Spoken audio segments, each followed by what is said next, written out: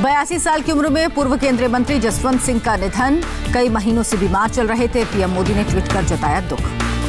जसवंत सिंह के निधन से पीएम दुखी, लिखा सैनिक के तौर पर फिर राजनीति से जुड़कर जसवंत सिंह ने देश की सेवा की। पीएम मोदी ने संयुक्त राष्ट्र के मंच से उठाई सुरक्षा परिषद में भारत की स्थायी सदस्यता की मांग का। भारत को यूएन के फैसले लेने वाली प्रक्रिया से कब तक रखा जाएगा दूर। पीएम मोदी ने संयुक्त राष्ट्र महासभा की ऑनलाइन किया संबोधित। कहा, कोरोना काल में भारत ने 150 से अधिक देशों को दवाइयां भेजी। भारत की वैक्सीन उत्पादन क्षमता पूरी दुनिया के काम आएगी। पीएम मोदी की स्पीच में नहीं आया पाकिस्तान का नाम। एक दिन पहले इमरान खान ने कश्मीर का रोया था रोना। बीजेपी के सबसे पुराने सहयोगी अकाली दल ने कृषि बिल के मुद्दे पर एनडीए से तोड़ा नाता। कोर कमेटी की बैठक के बाद सुखबीर बादल ने किया ऐलान। चंडीगढ़ में अकाली दल कोर कमेटी की बैठक के बाद सुखबीर बादल ने लगाया आरोप, किसानों के मुद्दे पर सरकार के अड़ियल रुख के कारण लिया फैसला। हरसिमरत कौर बोली, 3 करोड़ पंजाबियों की पीड़ा से भी सरकार नहीं पसीज रही। ये अटल वाला एनडीए नहीं। हरसिमरत मोदी कैबिनेट से दे चुकी हैं इस्तीफा। एक मुलाकात से गरमाई महाराष्ट्र की सियासत। मुंबई के एक 5 स्टार होटल में पूर्व सीएम फडणवीस से मिले शिवसेना नेता संजय राउत। मुलाकात पर बीजेपी की सफाई। कहा, सामना में फडणवीस के इंटरव्यू के सिलसिले में हुई मुलाकात, विपक्ष का रोल निभाती रहेगी बीजेपी। संजय राउत ने भी कहा, मुलाकात गुप्त नहीं। सामना के लिए आगे अमित शाह और राहुल गांधी का भी इंटरव्यू करेंगे।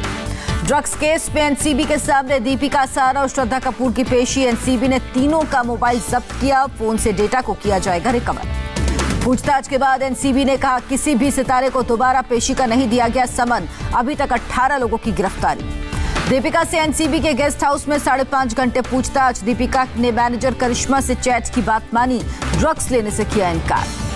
सुबह 9:50 पर एनसीबी पहुंच गई थी दीपिका। एनसीबी टीम ने मैनेजर करिश्मा प्रकाश से कराया आमना सामना। सूत्रों के मुताबिक ड्रग्स वाली चैट पर दीपिका ने दी सफाई। कई मौकों पर मोबाइल का नहीं करती हैं इस्तेमाल, इसलिए चैट के बारे में नहीं पता।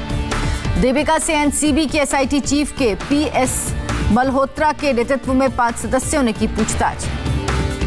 2 केस के सिलसिले में श्रद्धा कपूर से भी एनसीबी ने करीब 5.5 घंटे पूछताछ की। श्रद्धा ने ड्रग्स लेने से इनकार किया। पूछताछ में श्रद्धा कपूर का बड़ा खुलासा। कहा, सुशांत को कई बार ड्रग्स लेते देखा था। श्रद्धा कपूर ने पार्टी की बात कबूली। कहा, सुशांत के पावना फार्म हाउस में हुई थी फिल्म में छिछोरे की सक्सेस पार्टी। सारा अली खान से भी करीब 4 घंटे तक हुई पूछताछ। किसी ड्रग पेडलर से संबंध होने से इनकार किया। सारा ने पूछताछ में सिगरेट पीने की बात मानी। कहा, सुशांत के साथ थाईलैंड दौरे पर गई थी। 2019 में सुशांत से तोड़ा नाता।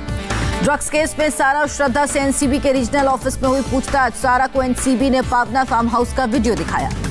मुंबई पुलिस ने मीडिया कर्मियों को दी चेतावनी, अगर पेशी के लिए जा रहे सितारों का पीछा किया तो करेंगे कार जब्त। रकुलप्रीत सिंह फिर पहुंची दिल्ली हाई कोर्ट। रिया ड्रग्स केस में उससे जुड़ी कोई खबर न चलाने के लिए अंतरिम आदेश देने की मांग। रिया चक्रवर्ती के वकील सतीश मान शिंदे ने एम्स के डॉक्टर्स की टीम पर लगाए गंभीर आरोप। सीबीआई से की नए मेडिकल बोर्ड के गठन की मांग। सतीश मान शिंदे ने कहा, सिर्फ सुशांत के शव की तस्वीर के आधार पर किसी नतीजे पर पहुंचना खतरनाक ट्रेंड। सुशांत के बांद्रा वाले घर के बाहर लगे पोस्टर, सुशांत को न्याय दिलाने की गुहार। लिखा, मैं भी आप में से ही एक था।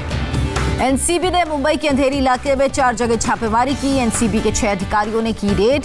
देर रात चली रेड में ड्रग्स पेडलर पर कसा शिकंजा। बॉलीवुड में ड्रग्स पर बयान देने के बाद बीजेपी सांसद रवि किशन को मिल रही धमकी। रवि किशन ने कहा, सही वक्त पर बोलूंगा। रवि किशन बोले, देश के भविष्य के लिए गोली भी खाने को तैयार। देश के बच्चों और फिल्म इंडस्ट्री के लिए उठाते रहेंगे आवाज। राजस्थान के डूंगरपुर में और बिगड़े हालात। प्रदर्शनकारियों पर पुलिस फायरिंग, 1 शख्स की मौत, 1 घायल। राजस्थान सरकार ने हिंसा पर काबू पाने के लिए 3 सीनियर अफसरों को हेलीकॉप्टर से भेजा डूंगरपुर। केंद्र सरकार से मांगी रैपिड एक्शन फोर्स की 3 कंपनियां। आंदोलनकारियों ने उदयपुर हाईवे में भी आगजनी और तोड़फोड़ की। कई घरों और होटल्स को निशाना बनाया।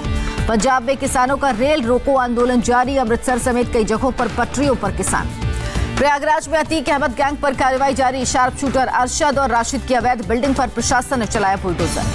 इमारत में रह रहे लोगों ने पुलिस कार्रवाई का किया विरोध। समाजवादी पार्टी नेता ऋचा सिंह समेत कई नेताओं ने धरना दिया। माफिया मुख्तार अंसारी गैंग को लेकर वाराणसी पुलिस की सख्त कार्रवाई। दबिश के दौरान गैंग के सदस्य सिराज अहमद को पुलिस ने किया गिरफ्तार। श्री कृष्ण विराजमान ने मथुरा की अदालत में दायर किया सिविल मुकदमा। कृष्ण जन्मभूमि का स्वामित्व मांगा। शाही ईदगाह मस्जिद को हटाने की मांग की। पीएम मोदी आज सुबह 11 बजे करेंगे मन की बात। देश से जुड़े मुद्दे पर अपने विचार जनता से साझा करेंगे। बीजेपी ने राष्ट्रीय स्तर पर संगठन में बड़ा फेरबदल किया। राष्ट्रीय अध्यक्ष जेपी नड्डा ने नई लिस्ट कर जारी। बीजेपी संगठन में बड़ा बदलाव, मुकुल रॉय और रघुबर दास को बनाया गया राष्ट्रीय उपाध्यक्ष। रमन सिंह, वसुंधरा राजे रहेंगे वाइस प्रेसिडेंट। उमा भारती, विनय सहस्त्रबुद्धे को राष्ट्रीय उपाध्यक्ष के पद से हटाया गया। राम माधव की भी महासचिव के पद से छुट्टी। बीजेपी युवा मोर्चा के राष्ट्रीय अध्यक्ष बनाए गए कर्नाटक के सांसद तेजस्वी सूर्या। अमित मालवीय को फिर मिली आईटी सेल की कमान। बिहार से एमएलसी संजय मयूख को मिली राष्ट्रीय प्रवक्ता की जिम्मेदारी। लिस्ट से मीनाक्षी लेखी, जीवीएल नरसिम्हा राव और विजय सोनकर का नाम गायब। बीजेपी महासचिव पद से हटाए जाने से राहुल सिन्हा नाराज, कहा 40 साल तक पार्टी के प्रति समर्पित होने का इनाम मिला।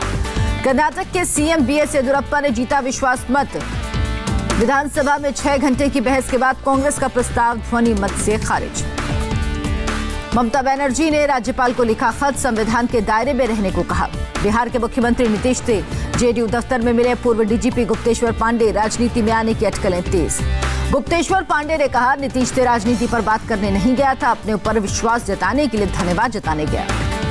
एलजेपी को लेकर बोले केंद्रीय मंत्री रविशंकर प्रसाद, कहा कोई मनमुटाव होगा तो बात कर दूर करेंगे। साथ चुनाव लड़ने की भी जताई उम्मीद।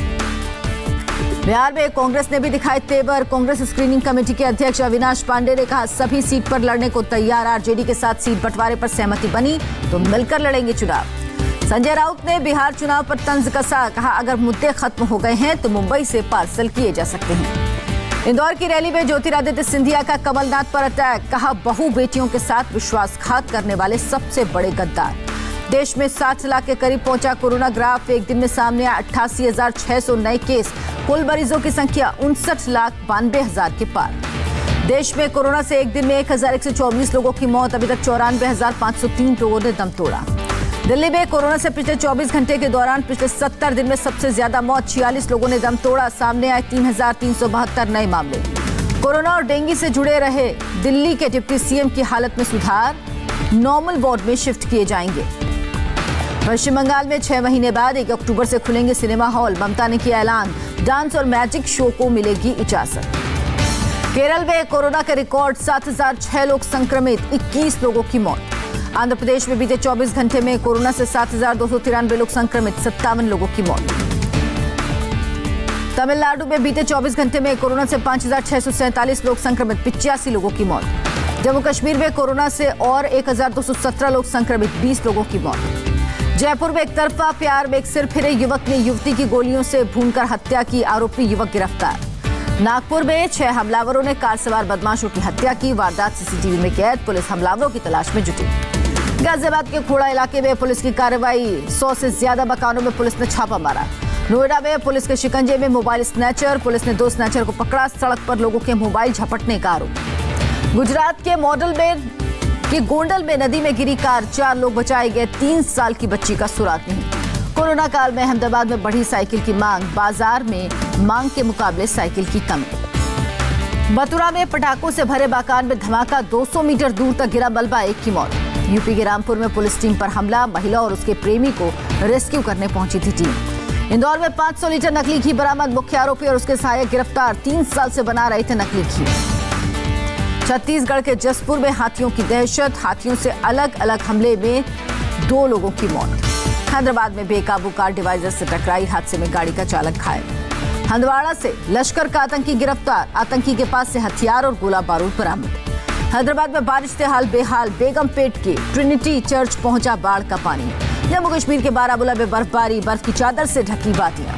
कर्नाटक के कलबुर्गी में लगातार हो रही बारिश से झील ओवरफ्लो, 2 गांवों को जोड़ने वाली सड़क बंद।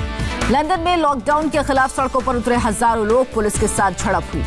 अमेरिका के डेनवर में सैकड़ों प्रदर्शनकारियों ने मार्च निकाला, गिरफ्तार 6 प्रदर्शनकारी नेताओं को रिहा करने की मांग।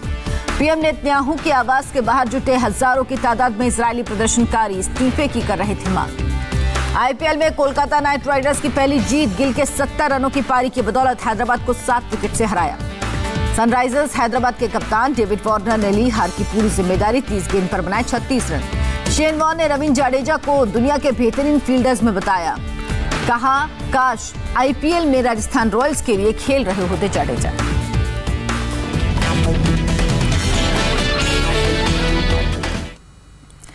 वक्त